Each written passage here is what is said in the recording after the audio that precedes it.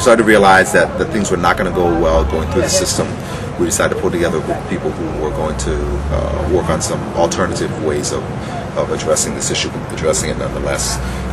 So we got a group of all black organizations and individuals, and we started meeting on a regular basis with Center for Pan-African Development, South Florida and COBRA, National Coalition for Reparations for Blacks in America, Hope for the Homeless and Hopeless, and Brothers of the Same Mind, as well as a number of individuals. Started having regular meetings, and during those regular meetings, that's how we came up with the concept for taking over land and establishing a direct relationship between people and the land we occupy. And then we started planning how we were going to do this, what kind of capacity we would need, what our message would be, how we would bring in enough rest account for real, and etc. And then at some point we recognized that that particular group, while we're the political leadership of this idea, we did not have all the skills required to build this place up. Particularly since it was going to be without any electricity, and a number of other issues were going to be present also. So I, through my work through the fighting against the FTAA, with the protests that happened there in 2003 in Miami and the Miami model and everything, we got back in contact with the group called Lake Worth Global Justice. And through Lake Worth Global Justice, we knew that they would have the skills to build out the place and take care of all the other, not just building out physically in terms of the building, but take out all the other needs, like how do we keep things sanitary in terms of bathroom and in terms of the kitchen running. So we had some people in our group who could do the construction, just in the construction part. We also had several other parts of the city which had to be run, which we couldn't do ourselves. And we did feel like we were building a city, making a city, and the only way we were going to get that city running in whole was by bringing in a number of people who had the skills to do the set of things that we could not do outside of strictly building. So we got that group together, and it was very important for us to continue to have the black political leadership as a group, as a core, for running the political portion of the operation. And we had I'm sorry. Speak up a little. So it was important for us to have the black political group continue to run the political portion of the operation. And it was important for us then to have the Lake Worth Global Justice, which is not a black group and not primarily consisted of black people, to be willing to accept the black political leadership. And that's something that has not happened in the movement a lot. Generally, when you have in the movement a group of black people and a group of non-black people and things happen in the black community, the group of non-black people want to control or be in charge of what the black people do and how they do it, etc. So we need to partner with people who are willing to accept black political leadership, which has been very, very difficult to do. But we found the group of people who was able to do that or willing to do that, and through Lake Worth Global Justice. And they provided a lot of insight, a lot of help in building out, but also in the political part. They participated when we asked them to, and they stepped back when we asked them to. And we're very appreciative of them giving us that kind of space to do that. So what day did this project start, this village? We set the date for April 23rd, 2006. And several people knew about the date. Lake Worth had to know about the date because they had to bring people down from Lake Worth and coordinate with some of us here. But some people in our political group and our growing circle of people talking about this did not know the date. And most of the Lake people didn't know the location. So it was kind of odd because out of our whole group, maybe 5-6 people knew both the date and the time it was going to happen and the location. Somebody would know the other. Well, it's because of security reasons. We knew that if we outed or the feds were listening to us or anyone else listened to us, then they could block whatever we were doing. Has there been a lot of surveillance? Have there been? Has there been a lot of surveillance? Yes, there has. We had the state attorney's office come here and take pictures, and we asked if they were doing an investigation. They told us they didn't have to tell us if they were doing an investigation. And we've had several provocateurs who have come on. Some who we know work for the city because we know them as working for the city. Others who we don't know if they work for the city. But obviously we're brought here as provocateurs to stir things up and cause trouble.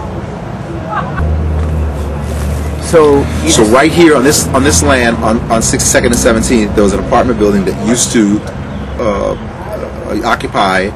used to house low-income people. And they were supposed to have been returned here, but they were not. The city of Miami incidentally rewarded the slumlord of that property by paying him $900,000 for the unit, and then demolished it immediately after that. So this place has been vacant since 1998. It's been unoccupied.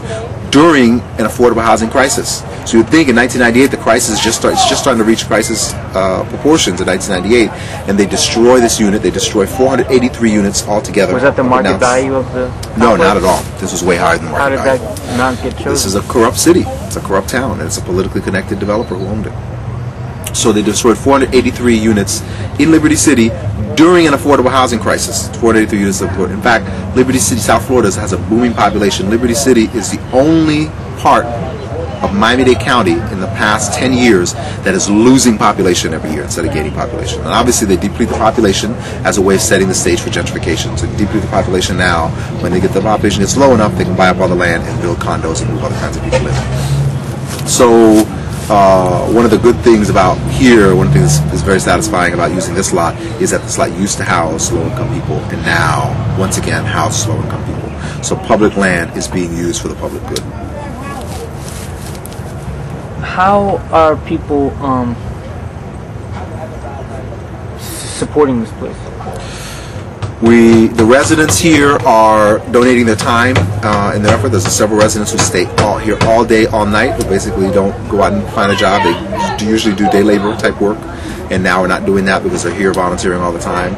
And a key component of this model here is that the residents must be able to run the city. I feel like we're building a city. We have a city, and the residents have to be able to run it. So we're training the residents. So the residents completely run the kitchen, almost completely run the bathrooms, do most of the construction, construction of the new units, do all the cleanup, and do most of the security shifts. So they cover almost all the areas that need to be covered here. So they pretty much run the city now. We're going to continue to move in that direction.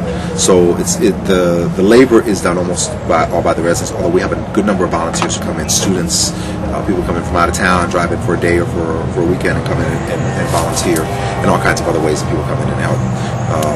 Also, all of our food is provided by donation. The only things we buy consistently are ice and eggs for breakfast. Those are the things that we buy consistently. We don't buy that all the time.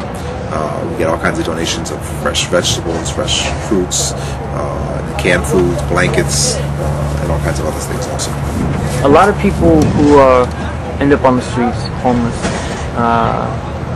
have social problems, have problems because they've been in the situation and have a problem assimilating back into society. How is this place dealing with those issues? Well, we try to deal with them head on. We're not here pretending like once people step on this property that all of their problems that they had outside of the property disappear, because that's not the case. What we deal with them, we're trying to make sure the residents learn how to deal with each other and really buy into the concept of this place. Once they buy into the concept, then the rest becomes easy. If they buy into the concept, then they put their work in here for free. We said to them many a time that they're in here giving their labor completely free for a place to stay.